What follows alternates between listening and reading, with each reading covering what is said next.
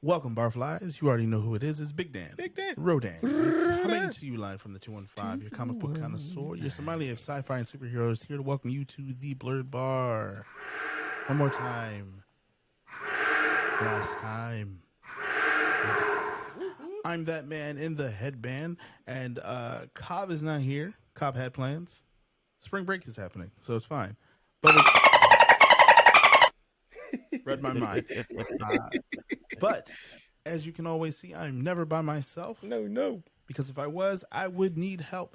Jayhawk, talk to him. Yo, how you doing? It's the last descendant of Yasuke, sub overdub for all anime. Salsa dancing ninja, stay on his toes. Got a sake flight ready to go, or Japanese whiskey. It's your boy Hawkins Hanzo. Yes, and we have a dope guest. Dope guest. Super hot fire. One of I don't want to say up and coming because I feel like he's been here for a while. He's been doing this for a minute. So but he's definitely been blowing up, and I'm really excited to get into it today. With And the he's legend. not just like a guest. He's our friend. He's a good friend. We've chatted with him multiple times. Yes. And I think all the times have been over an hour. Yeah. Yes, easily. Hopefully we can stick to a tight 45. If we can't, it's because we're friends. Right. Limitations. And it's really cool to be friends with somebody that you know has potential beyond like local greatness, right? Yeah. Like, that's ridiculous. Thank you. No, man. I mean, you working at this. Yeah. We just started, but you've been here and you put in the work. I feel like you don't know how big you are, and that's fair. And that's a good place to be in when you don't know how big you are. I really don't. Keeps you humble and keeps you where you need to be, and Keeps you in the pocket. Yeah. And for the benefit of the audience, it allows you to continue to be real. True. Because the moment once you start smelling yourself, then it could be different. It could be different. Hopefully not. That's hilarious. Pride comes before a fall. That's what I've heard. Oh, hell yeah. You just don't know the half. So without further ado, it is my honor, my pleasure, and privilege to welcome you, Keni, Thomcat, to the bar. To the Blurred Bar. Welcome, everyone. Now you already have a handle and an art name and all that stuff, but do you prefer to be called Keni? I know we call you Keni, but I don't know if you want the Barflies to be calling you Keni. So I prefer to be called Keni. Keni is that's the most common name I answer to.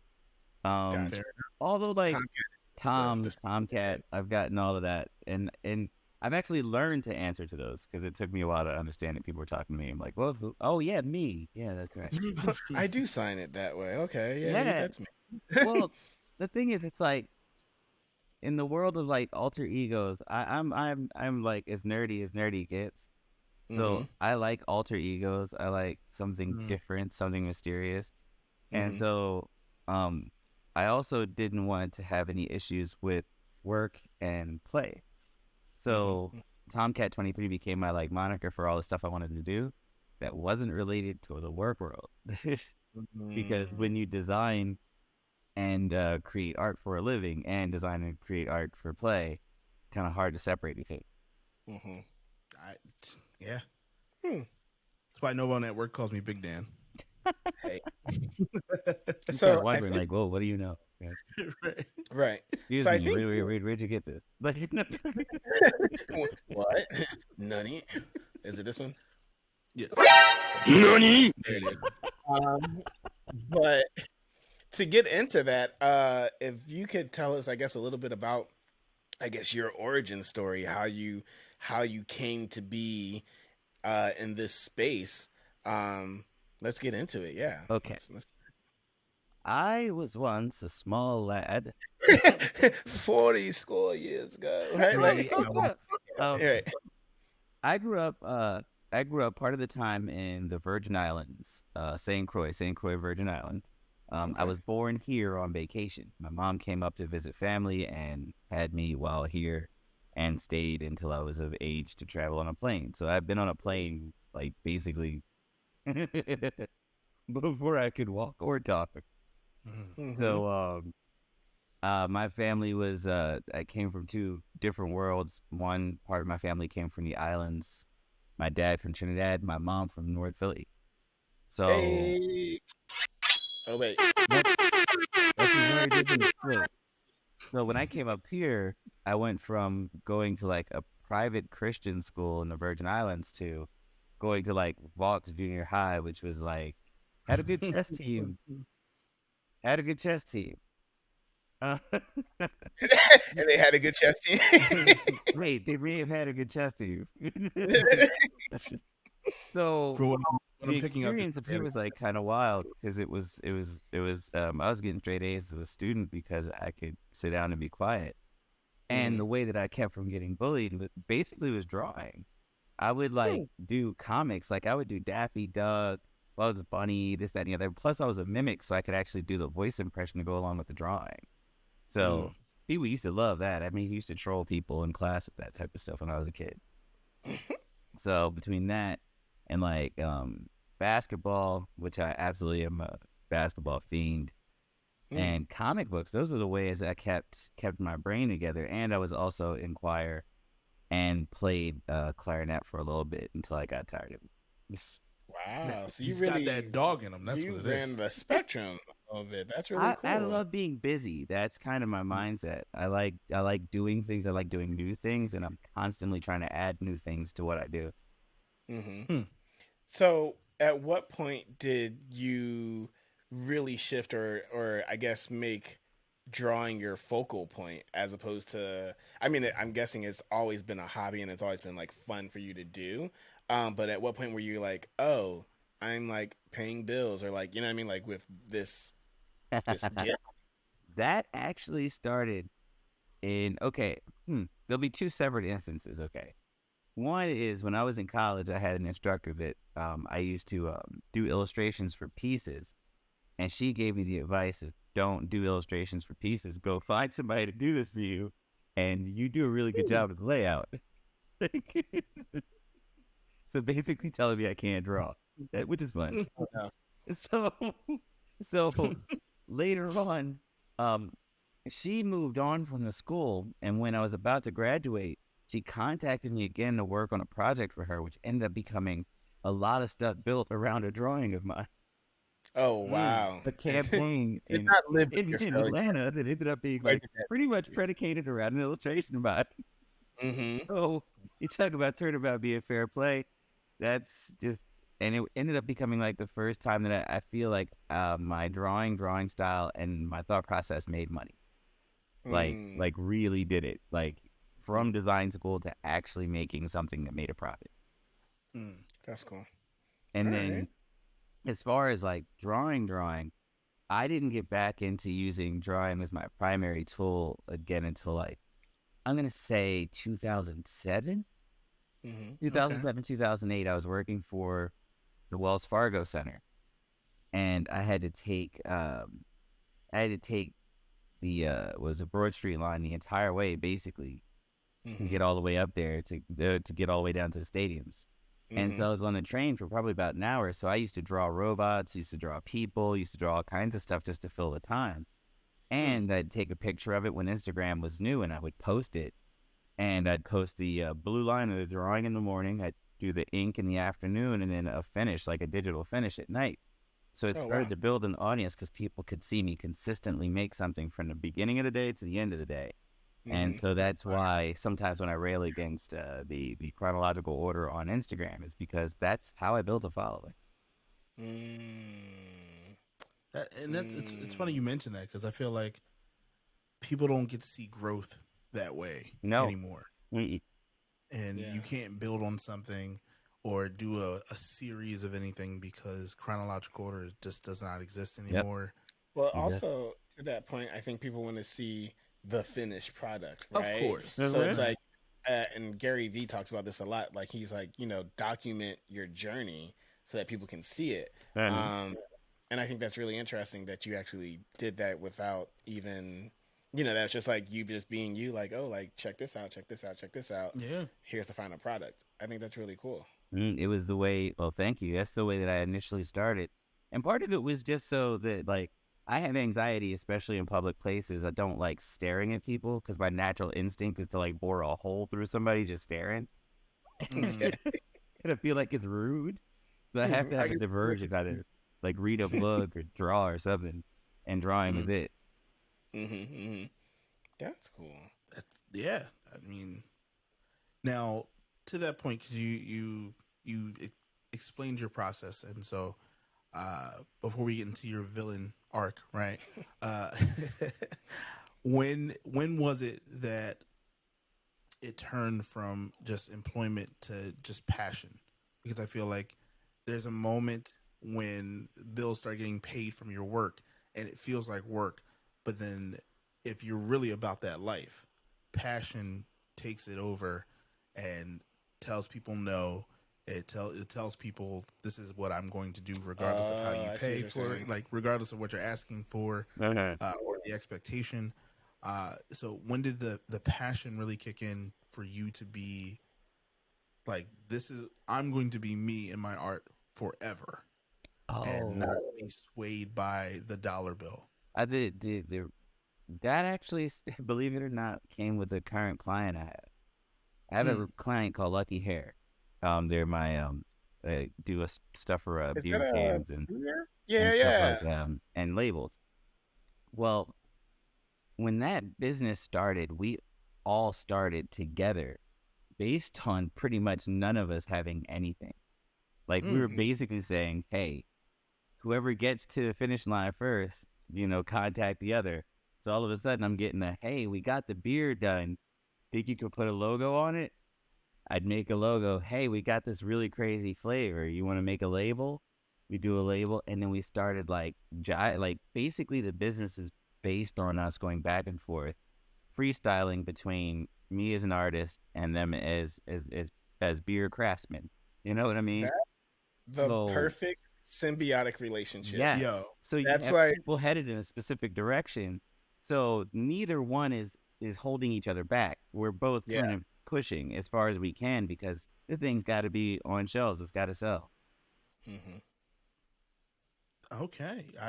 That's like, you can't ask for a better situation, to be honest. At least it feels like I feel like that's what everybody like hopes to have. Like, hey, like freedom, but also you meet people of a like mindset of like, hey, I'm an artist and I'm down to do work, and they're like, hey, it's a level of trust that you don't see a lot of times in business. But the thing is, and this is something I tell every young creative out there is a level of sacrifice that comes early.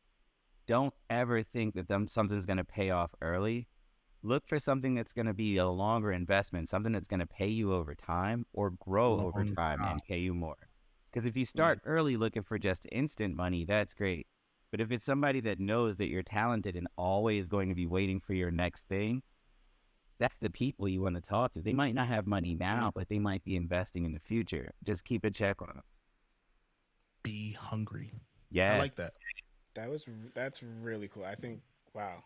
I think it's also important to recognize that we review alcohol here. So, here, we'll be in talks and conversations. If you guys are doing crazy flavors, we'd love to be, your taste testers and be out here. Yeah. Because it's not about see what's going on. Like, if a product is good, right? Not just the art, but if the product is good and the art is good, then why aren't people buying it, right? It is simply just a matter of deciding, like, is it customer service, is it marketing, like where's the breakdown that it hasn't blown up yet, and usually that's the case is positioning. Positioning is usually the biggest issue. If you can't move it and all the other aspects are good, it's just not being positioned where people can see it. Exactly. Yeah. Speaking of visibility, right? I would love to talk about DC and the MCU and the DCU comics. Let's start with comics in general. Okay. how do you feel about the visibility of comics with this? It's not an explosion anymore, but there was an explosion of the superhero movies coming out and about. Um, how do you feel like that affected the comic book world, if it did affect the comic book Now, world? just to reiterate really quick, we have already talked to Jamar Nicholas about this, and Well, we got yeah, a perspective. But I feel like asking more artists about this gives everybody's a gonna have a better different scope. viewpoint. Yeah. But I didn't want like our listeners to be like, "Hey, you asked that question before." No, every artist we talk to, we're gonna ask this I question. heard that one. Yeah. They're like, they're doing the same thing. This is, we're going on the same jokes. It's not this, but it's an important question, especially for people of the fan base to really see from different artists' perspective of like, do you really feel like there was a boom during the movies for comics? Like, did it support comics in the way that the companies thought it was going to do, or Also, did it suffer? I think really quickly, if you could give a quick rundown of the art that you do, because that's different. I feel like it's different than what Jamar Nicholas Yes. does. Oh, So, sure. like, to give context to like how you're seeing things evolve and or change or not, I would love for you to give a breakdown of like what kind of art you do, and then we can get into like The comics. the craziness. My art, I'm not necessarily a comic book artist per se, but it is my primary way of speaking. The work that I've made over the years is basically if you take political art and Mad Magazine and throw it together, that's kind of me. It feels comic bookish because I mean, How to Learn the Marvel Way is like one of my biggest influences. Mm-hmm. And essentially, when I look to be inspired, I look in comic books. I don't necessarily look in a lot of other places. So the line weight, the speed, the look, the feel, and I generally pick around between the 70s and early 90s of comics because they have a different patina, a different look. It's when the paper was different and it used to absorb ink in a different way. So it has a You kind of heard all coil color. the words that he was throwing out? Different patina, the line weight. Like that's like asterisk those things and look it up later. Like, I'm familiar with what he speaks of, but I just know it has something to do with comics. them pages did feel different, and they were printed differently. So. Oh yeah, they were definitely printed differently, and a lot of them they had to lighten up on the color because it had very porous paper. They couldn't afford like really like better paper, so if you feel them, they almost feel damp all the time. That ink actually spreads like as soon as it's printed on it. It was a It's sweaty book I all was the gonna say, time. why'd you make it sound like they were kind of damp? They were. It was moist, A little bit swampy, if you will. Had a little swamp butt, but it's but fine. no, like the feel of the page that's feels also so much swap, but because like like the lines in your thumb would just like brush in a way that were just like, and I was like, I don't like this. But yes, I'm sorry. You were saying. Oh, but so when it comes to that type of stuff, like one of my favorite artists is Jack Kirby, and Jack Kirby's stuff is especially things predicated on space, and a lot of his characters are based out of medieval armor. So his stuff is just absolutely a joy to just look at how it's constructed, put together, like all the highlights, the inking, beautiful work, and the color is just insane. Okay.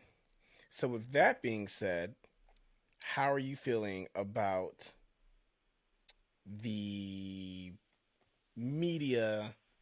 I guess the form of media as it pertains to superheroes in the video space, or what is it, visual space, and I has that actually, affected comics? I actually think it creates a feedback loop. I think that the comics are going to borrow from because comics have always borrowed from pop culture, and then pop culture borrows from comics. So it's going to happen that whatever happens on the screen from Marvel ends up becoming on the pages of Marvel, and vice versa. Because I mean, all the stuff that's like right now on the screen is stuff that's already happened in the MCU in books, not in the same books, but in different books sporadically. So it's not none of it's new. Yeah. Mm-hmm. And it's funny you say that. To piggyback on that, I feel like we had that conversation before, where if you look at some of the latest stuff in Marvel, like they gave Tony Stark the very Robert Downey Jr. goatee. Mm-hmm. T'Challa was bald for the Christopher Reeve run, and then all of a sudden, because Chadwick Boseman had hair, Yeah, they they're gave not him Leo. and there's like nuances that they've given them each time. I feel like Bruce Banner's face used to be like smaller and rounder, and now it's longer and more square, just so it kind of resembles an amalgam of Ruffalo. Mark Ruffalo and Ed Norton, and they Oh, try to put them sorry. all and Eric Bana all put together. It's That's all, amazing. and Steve Rogers gets a beard every once in a while now because Chris Evans did it. Yep. So it is like that you try to do some of these changes for the sake of getting new fans, but at the same time, you're like, these stories were already done before the comic books, like before the movies came out. So you're not going to go read these stories in comic book form because it's years. Well, I was going to ask Thomcat23. Thomcat23. Kenny. That's funny. I love it. I was going to ask, have you noticed any, I guess I would call it crossover, or do you think that the movies have been a gateway into comics, or vice versa, comics into, movie into comics, whether that be like personal, like was there a character that you really didn't like? Guardians of the Galaxy, right? Yeah. I heard that they weren't really a big thing comic book wise, and then like they had these movies. And now, was it like for you, like, oh, do I want to go back and revisit? Do I want to like pick something up, or was it just like, I've been here before, it's fine, I got the T-shirt? Like, No, well, some characters that I think have been picked up that I now have an interest in that I didn't before. One is Moon Knight. I really didn't like know Moon Knight like that, and I don't know if the interpretation in the series is perfect or not, but I know I like it. You know what I mean? I know that I love where that's going, and having a character that is that like mentally like warped is a very, very, very interesting thing for me. Another character is probably Legion. Legion's another one. I don't know that well, but the television series made me like at least want to like bend a corner. You know what I mean? That's interesting because he actually, from what I heard, his show was good. Legion? Yeah. Very. Legion, I like Legion's show, knowing already who the character, comic book connoisseur, right? Sure. Different story for me. But I heard the show itself was actually good, but for whatever reason, it didn't get the views, and I think because he was obscure. Not just that he was obscure, it got up in that FXX switchover. There's a bunch of shows. Always Sunny was one of the few that actually survived it. When FX turned to FXX, they locked out a lot of channels for people. They were on FX, and then FXX split the viewership in half. So they didn't know where the shows went. So a show like Legion was stuck on one half or the other. And this was what happens before they put Hulu out there. Once Hulu got out there, they were able to separate one set from the other. But until then, shows were just getting lost. And the viewership wasn't high. No, that show. It wasn't. And it's because of how mind-bendy it was. So it was not a lot of people watched it, but those that did really enjoyed it. It's incredible. It really is. It's different. It's real different. It's hard to tell anybody to jump in the middle. No. Like there's shows like Breaking Bad where you could have jumped in like season 4 or something like that. Nah, but this Legion, you have to start from the beginning because you're like, it's a long trip. But that's different. That's interesting because that is at that point in time, and now we live in a time where it's like, people who haven't watched Game of Thrones, it's like, oh, well, like you can like, it's the final season, but like you can like watch it, and like people do that. They will like wait and binge. Binging was not a thing, I guess. Well, binging was a thing for Legion because it went to the Hulu platform the next day. The problem was the show it's one of those shows you can't just have on in the background. Sure. You have to pay attention to it. and pay attention in the sense that like sometimes you have to go back and look at who was in the background, stuff like that. It Indeed. required a matter of legwork that a lot of shows don't really do anymore, and so I think the viewership was those who were dedicated and stayed. But there was no growth because you couldn't just get nuanced viewers to jump in. But you Even know if what? you were just like, oh, this is Charles Xavier's son, that's not going to draw a lot of people. You know what's good? What proves that I think would prove that it would be better now. Something like this were released. Like if Legion were released now, I think it would do better. And the reason why is because something like WandaVision was in that same mold, and so was Right. so you know what I mean. WandaVision, it wasn't everybody's cup of tea, but it was constructed kind of like how Legion's constructed. It's like a whole world flipped inside out, essentially. Everything, everywhere, all at once. Everyone's loved that movie, and it would do well now. Pretty much was doing that already, but in show form. So I think it would work. I totally agree. I think it sounds like Legion was because I also did not watch it, but like it sounds like it would be something that could come back and like it would be. Yeah, I think so. I think it'd do real well. You heard it here first at the Blurred Bar. Legion's coming back. FXXX Hulu, look at us. Please look at us. Please, Clay. Please pick us. Right. We talked about the comics and how for you it's brought you back to some characters that you weren't really not necessarily a fan of, but maybe not in the know of. Okay. And I think that's important to recognize because very interestingly in Moon Knight, if in a few of the episodes, if you scan the QR code that was in the background, like it took you to comic books that were being referenced. Oh, I didn't realize that. That's cool. I think it's the first episode. It was a couple episodes. Yeah, there was a few episodes. You can make me rewatch it. And it was like some key story points for Moon Knight, and I was like, that's really cool. And I honestly hope that they continue to do that.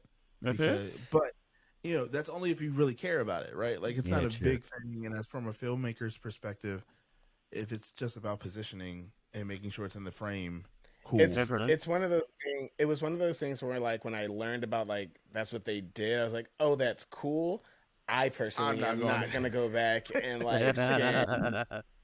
But I think that is cool, and because we have those people who will do that, you learn about it. Well, I mean, it's also like a free comic, people. That's almost like people Gravity Falls. If you guys are into cartoons at all, Gravity Falls, like people used to go back and actually decode the last screen. Yeah, there's a lot of Easter eggs in Gravity Falls, and that's kind of that might be where I tap out, where it's like that's cool. Nope. There's fans, and then there's super fans, and then there's nerds. Oh yeah. We've faced the 9 trials. We stood on the mountaintop, and our beards turned white because the sun has kissed our face. Right. And that's where incredible. Yeah. So I think on that note, and kind of segueing a bit, with comics being made into movies and now they are this mainstream thing. Dan always says, like the Big Bang Theory kind of helped like ease that along, and kind of was kind of like the gateway for a lot to that. For better or for worse. For better or for worse, it is what it is. People got their bag. It's fine. Now we're looking at Comic Cons. Have you noticed Comic Cons becoming more of a cultural phenomenon? Is that's for lack of better words, but like, are they more present now, or are they more are people coming out more to them and like Blurred, like doing more cosplay and all that stuff? Have you noticed a shift in that direction, or is it kind of like, I don't know, now people just like notice us? It's like we like the same people are here now, like the press is here. Like I actually think it might be a little bit of both, because I actually think the people that are into cosplay and are into that sort of thing are now feeling freer to come out. And then I also believe that we have a society that's a little bit more open to folks dressing that way. Not like when I was a kid, you couldn't dress up like a superhero. When I was a kid, somebody would chase you home. But nowadays, having these things be such giant properties, like dressing like these characters is no longer a taboo. It's quite the opposite. It's an homage, you know? So I actually think that, especially in cons have gotten better to me because they can become more specific. They become more like minute. Like, it's really great how granular some cons are. Like, just G.I. Joe, just Christmas, just like just individual things. It's amazing. It's funny you say that because I don't always feel positively toward them. Really? Cons, and I think one, this I didn't like. That was a honest reaction because he did not talk about this before. I've never. I keep this to myself. Sometimes I keep thoughts. But let's unpack this real quick. Yeah. No, a lot of it has to do with the cash grab that it's become. Before, before it was literally the only safe space that nerds across states and a country could come together and be like, you like the same thing I do. And I got this cassette tape of Patrick Stewart sneezing into a napkin that I will trade you for, a tater tot that kind of looks like LeVar Burton. And you're like, bet. And it's weird and it's fringe, but you loved it and it was fine. And you know what's funny? I've never been to one and I always wanted to when I was when the even like Wizard World. Never. Oh wow. One, I'm not a big fan of people, and then on top of that, I was also kind of like, if I'm gonna go with enough money in my pocket to make the experience be the most lit experience. You wow, that on multiple levels of wildness. I was like, if it's not Mark Hamill at this con, like I went. My brain says I'm going to a con and I'm going there to faint in front of the people that I've like. I'm going there for a concussion. Yeah. That's what I'm going. I'm going there to fall in front of them and be like, I'm not worthy. No, I'm not. That's not me. I'm a dad now. I can't submit myself that way. But that's great. Oh, that's awesome. But like, young nerd in me was like, if I'm going, I'm spending the right amount of paper to have the experience I want. That's interesting because for me, I don't think I really knew about cons until I understood how broke I was. Right? Right? So it's like it was like, oh, cons are a thing? Oh, I ain't got no money. That's cool. And like the only way you get to some of them was like a lottery system. Bro, not even because before so legit, I say Wizard World because I worked at it through a temp agency, and that was like that was kind of like my first con, but like I was like behind the scenes a little bit. He was working. Hey, lunch break was a thing, and we had some fun. So that's interesting. But then like to that point, it was Wizard World, and then San Diego, which was like, how am I gonna get there? Like OnlyFans wasn't a thing back then, so like it was like how I don't know. So wow. And now it's not a thing. Right. So, but it still can be. We'll talk about that off camera. Whoa, yeah. You literally can just read books on OnlyFans with your feet out, and that's enough. There's a fan base for this. Actually, there's some people that'll pay you to insult them. Hey. And we from Philly, we could roast people. Yo, I'm saying it's a bedroom argument in Philly. So Comic-Cons, just to bring it back a little bit. No, I think that's really interesting. Yeah. I think, but I totally get not wanting to go, especially like if I go to like a San Diego Comic-Con, like, I want to like save up for that. I don't want there to be like, I would, but rent. Sure. But sure. What's funny now is that, like you said, there's so many of them, and some are so specific, but other ones are so broad still, and trying to imitate. I like the glory days. I think I like the broad. Granted, how many have I been to? Right, but you've been to so many. But because of that, the challenge seems to be, who do you get for it? Is it going to draw enough people to get for it? Is anything special going to be announced, right? Like, is there going to be a trailer dropped at this con? And all of it just seems, one, the internet exists. So, like, if I got to wait 4 hours compared to the guy who spent $400, yeah, like $400 to sit in a room with the panel for this, and they just kind of like all walk up, smile, don't really say anything, and they're like, "Let's watch this together." That's not a shared experience to me because I'm just broke with another broke person next to me, and we're going, YouTube's gonna love this. Nope.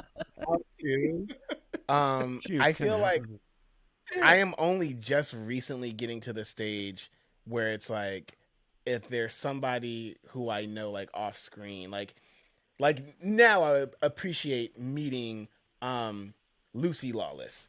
Right? Like now I would appreciate meeting Margot Robbie or Will Smith. You know what I mean? Or those people, Patrick Stewart. Like people who are like these iconic characters and that I now know are like, oh, you're an actor, but like I've connected with you to in such a degree that like I know your real name and you're not just Captain Kirk.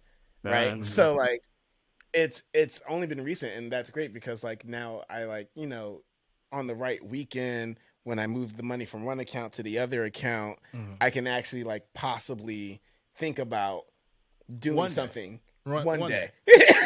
One day. If only one day.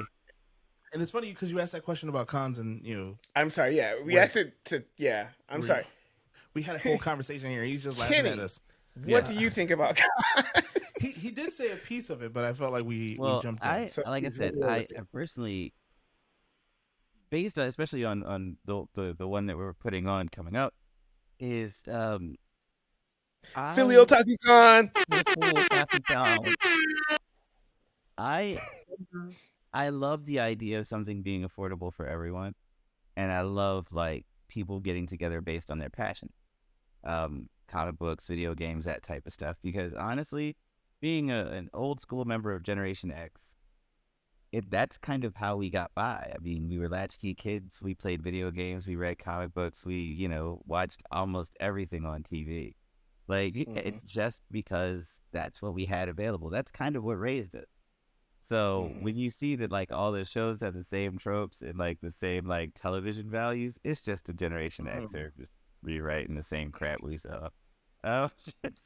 Guarantee you that's what it is.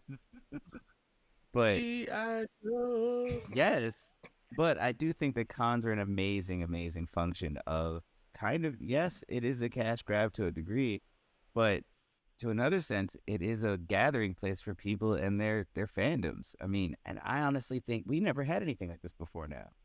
I mean, what's really funny is I saw a Wonder Woman. My wife and I were staying somewhere, and we saw a Wonder Woman episode from 1979. It was the Comic Book Convention, San Diego, 1979. It was hilarious. I can only imagine. I mean, that was a wild I have to watch that because now I'm curious because I know Linda Carter probably was losing her mind trying to like keep all the drooling 45-year-old men who've never, who've lived in their basement for so long and were allowed to come outside for that one day, and the sun's burning them. Like, why was Linda Carter like the best thing in Wonder Woman 84? This best podcast is not long enough. Not long enough to talk about it, but it's the best thing in the whole movie. Did she make a cameo though? She made a cameo. But it was the end credit scene. In credits. I don't end credit scene. I'll YouTube that, right? It was hard to even put that together. It was like Glutton for Punishment. You even stayed for that, right? Oh, yes. I remember, and it made it didn't amount to anything, right? No. Like it was just like all of DC, it amounted to nothing. Yeah. There was no payoff other than the fact that like if you knew who she was, you appreciated it. Yeah. But outside of that, because I forget what she said, but was it something about like wearing the suit? I forget. I'll YouTube it later. But I just remember the cameo, and I was like, this was the best part of the movie. Fair. Yeah. So Like seriously, there's a whole thing with it. But it looks that way, like when you see Sylvester Stallone's in the credits for Guardians of the Galaxy 2, and you're like, okay, all right. Like his name is in the leading credits, and Sylvester Stallone, and he has one scene, 2 scenes, maybe. 2, he has 2, And and he's in the end credit too. yeah, and it's just him like saying we'll be back, and you're like, oh, if you're a comic book reader, you know the somewhat level of importance, but you're like, But More space people we've never heard of. yeah. Here's the thing. Everybody's like, oh snap! Oh, I lost my mind. and Kenny, I would love your thoughts on this. I feel like end credit scenes have become a moot point. I feel like it's just like I don't feel like staying here anymore after. Just put it right after. Just put it maybe the last thing. Just it really is. Like I'm just like at this point in the game. You Phase 5, Phase 4, Phase 5. But you didn't feel upset after the Captain America one, so you've stayed to this point of the movie. I don't remember. You don't remember that end credit scene where he literally tells you like there's no payoff, that sometimes there'll be a payoff, and then other times there won't be. I don't remember that. Oh, I think the worst one was so here, huh? was it that one? It was what was the movie that was supposed to be crazy? Multiverse of Madness and pizza, because like the pizza balls, and he was like, "It's over," and then that was it. That was, and I'm like, but that was for Sam Raimi fans though. That's what it was. But to me, there's actually like for end credits to me are something that's like quintessentially comic book though. It's like that next adventure on the back page, like the last. But I can't really rail against it. Do I think it could be like in a shorter format so it's not at the very end of all 5 years worth of credits? That's all I'm saying. I just want it sooner. But you gotta take the devil's advocate side here. Me, I'm that guy that goes, thank God there's an end credits so all these people can get the hell out so I don't have to run all over people. Yeah.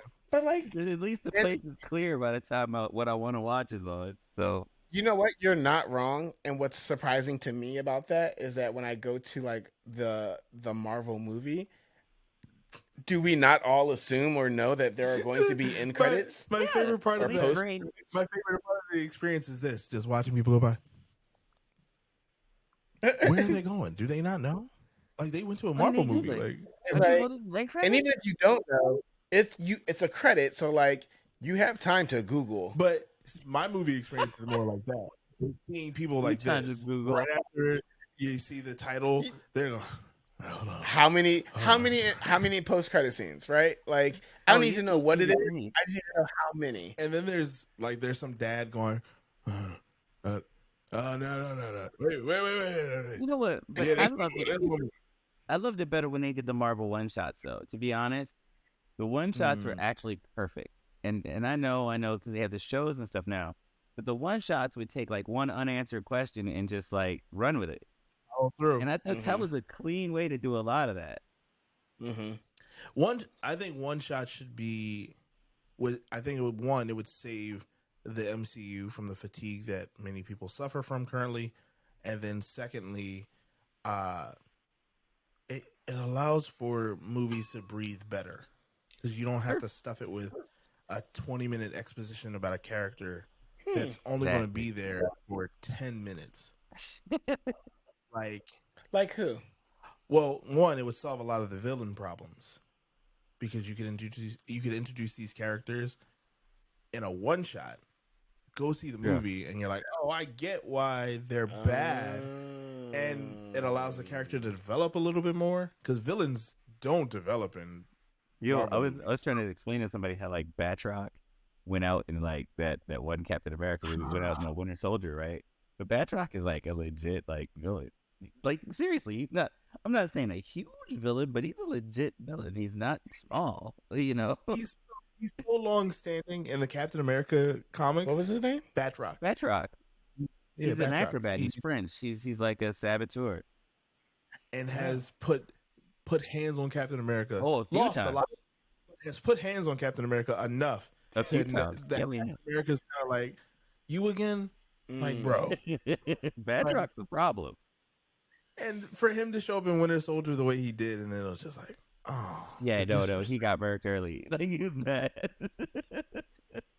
Even But Crossbones, like how bigger villain. Like I said, there's a lot of. I keep telling people that you keep thinking that the MCU is shorting you on villains, but they're not. They're all in the people that they kicked the crap out of. You just don't realize it. And they just die in some random explosion, and you never hear from them again. Yep. Because you can't pay villains to be on the payroll of MCU the same way you can pay these an artist actors to draw. Or no, like you can't pay for them to be leading actors. Wait till people figure out that Mephisto is one of the big bads this season, in this next wave. Mephisto is like one of the big bads, and nobody's even talking about him. Everybody keep asking for him. He's there already. He's already there. Here's the thing. I haven't seen Ant-Man. I'll be honest with you. No, it's not about Ant-Man. He's already there. He was there before Ant-Man. We'll talk about this off screen. We don't have time. Hold on. We might. Kenny, real quick. Because I'm going to say something. We can wrap up with this, and then we can go. Okay. But I feel like, especially since, like, I want to say phase 3, if not 2, it's been early. But, like, you will hear I would hear a really cool fan theory and know for a fact, like, now, before I would hear a really cool fan theory. Oh, that would be really dope. I can't wait to see that happen. It doesn't happen. So now when I hear a really cool fan theory, I'm like, oh, I love that for you. And I love that for me. I wish that was the truth, but because it's so cool, I know it's not going to happen. So like, I know a lot of people, I've seen a lot of people like, oh, Mephisto. And personally, I don't know. I don't know him from a can of paint. But because so many people have been talking about him and like, yo, this has to be the way he enters. This has to be like, he's there already.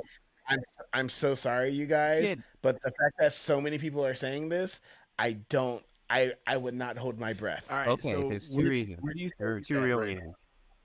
The kids. The only way the two kids get made, what's the name's Scarlet Witch's kids are made from Mephisto's magic stolen. Then there's also the gigantic dungeon they were standing in the middle of WandaVision at the end. That was Mephisto's like dungeon. Even had the markings all over the wall. It did have the mark. It did. And then not just that, in the Hulk, She-Hulk, one of the end credits, one of the girls that had been turned had made a deal with a goat, and the goat is a sign for Mephisto. He was holding the contract with the whole pen in his mouth. He's in that world already. Great. That sounds, and this is what I mean. It makes sense. Right. You hear somebody talk about it and like explain it.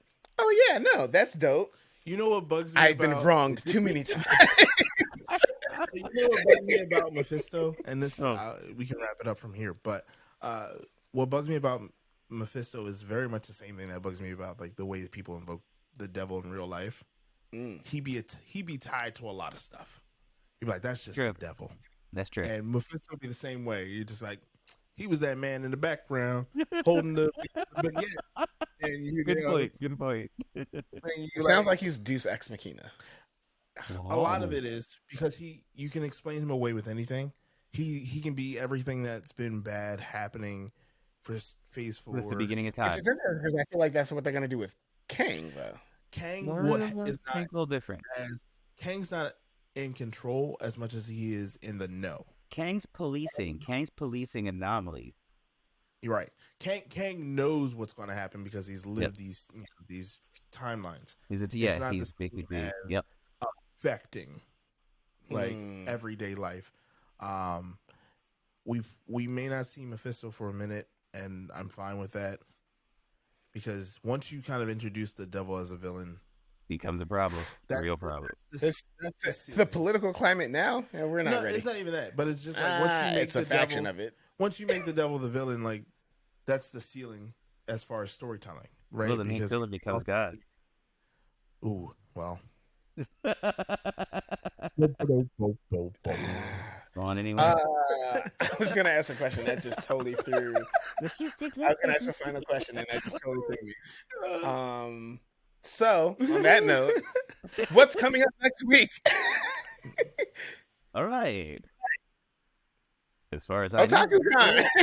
we were pointing to you. Otaku Con is happening next weekend from April 12th, 14th through 16th. It should be a great time had by all and hosted by the Blurred Bar. Thank you, guys. Play. I didn't know I thought we were like part of it, but we hosting. We're hosting. We hosting. Hosting. Part of it. Hosting part of it. You're part of it. Hosting or hosting part of it. Hosting part of it. I'm fine with it.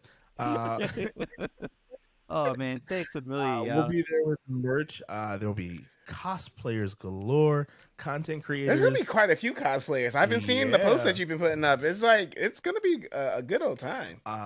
We'll be there doing interviews, some few small contests.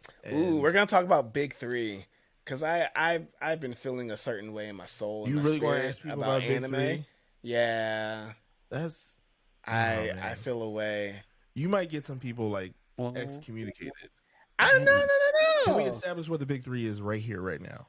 And then if people contradict that. So the questions will be like, all right, you have your Big Three, Naruto, Bleach, One Piece. Okay. I feel like there is a secret fourth of JoJo, but I can probably get into that. That is a secret fourth. You could add JoJo probably. And so the question is there another Big Three? And I don't know if we have. I don't know if we have the roster full enough to fill 3 spaces. Well, Hunter can be one because of the definition of what a Big Three is. Right. You need power scaling. You need multiple seasons. I would say 3 or more. At least, maybe honestly 5 or more. Let's say 3. Let's say 3 as a baseline. But maybe for the Blurred Bar's hat in this arena, let's say 3. Sure. And then an ensemble cast, and it's like, and then obviously you have the popularity, and so like, I want to say Chainsaw, but here's the thing. It's new. It just happened. It's right. Too new. But I would love to put it there. I'd say Demon Slayer. Demon Slayer might be one. Not MHA. MHA current arc is nice. MHA is one. I want to put JJK there, but we haven't even gotten the second season yet. But it's so top quality, right? Can I say Mob Psycho? Mob Psycho's. I would put that in. I would put that arguably in the secret Mob fourth. Psycho is real because it has that same vibe of JoJo where the people who know.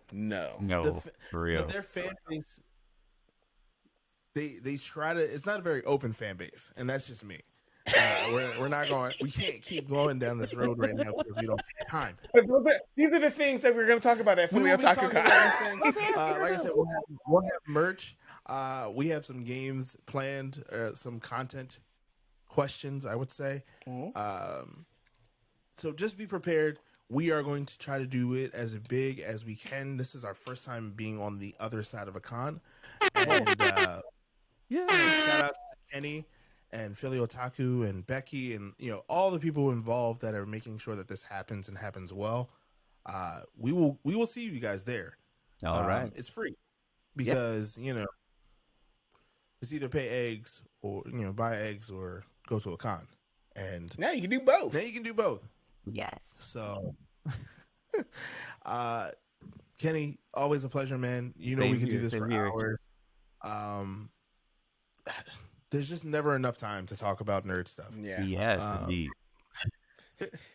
That's too many hours spent to being professional. That's what it is. Because I sometimes nerd out at work, and then I realize time has gone by, and people are like, "Hey, don't you have a desk?" And I'm like, "Well, you shouldn't have brought up Mandalorian. I was fine." Gonna tell my boss that I never nerd out at work. Oh, sure. My boss knows it's on a recorded line that I never nerd out at work. So. My boss nerds out, so it's not. I'm not concerned. I'm fine with it. Is there anything else you want to tell the people where they can find you?